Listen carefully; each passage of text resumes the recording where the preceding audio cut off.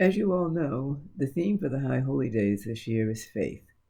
Faith is defined by Martin Luther King Jr. as taking the first step even when you don't see the whole staircase. When Rabbi Elliott asked me to do a Devarlet, one of the things I thought I could talk about was my decision to become a Jew. Being the person that I am, a few days after agreeing to do the Devarlet, I started writing. I wanted to see how long it would take to tell my story. It turns out that my story is a rather long and convoluted one. I had written over 1,300 words that took 8 minutes to read, and I still had not written a conclusion. The instructions were to keep the Devarlet under 5 minutes. In a panic, I reached out to our rabbis. Rabbi Ariane was the one who called me back. I knew my Devarlet was too long. I wasn't even sure if talking about my journey to becoming a Jew addressed the concept of faith, or if it in fact represented fate. She chuckled and said she felt that my story would be appropriate. She then asked me if there was a moment when I knew that becoming a Jew was the right thing for me. Without equivocation, I said yes.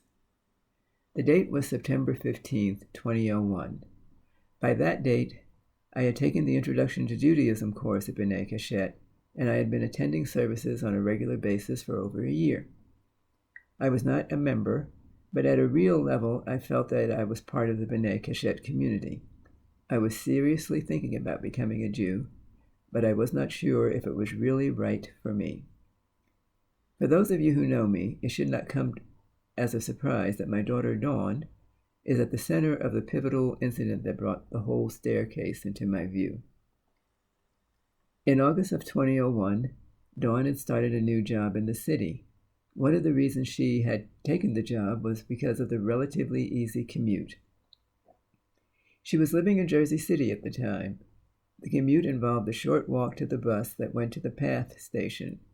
From there, she took the train to the World Trade Center station. That was followed by a 5-block walk to her office.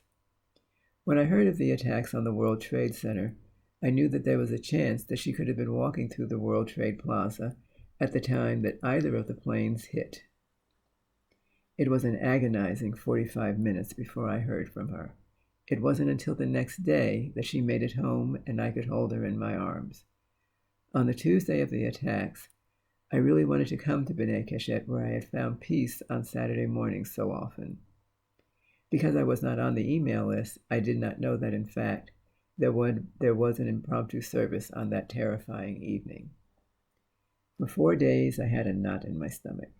For 4 days, I had trouble sleeping, even after my daughter made it home and I had held her in my arms. By Saturday the 15th, I was better. On edge, but better.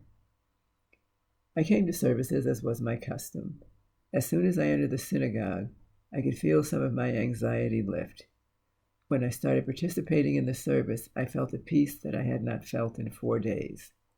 When we sang America the Beautiful at the conclusion of the service, I cried. I was hugged by those who were sitting close to me.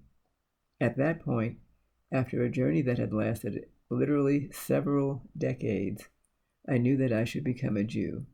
I felt that I had seen the whole staircase and that I had found my spiritual home.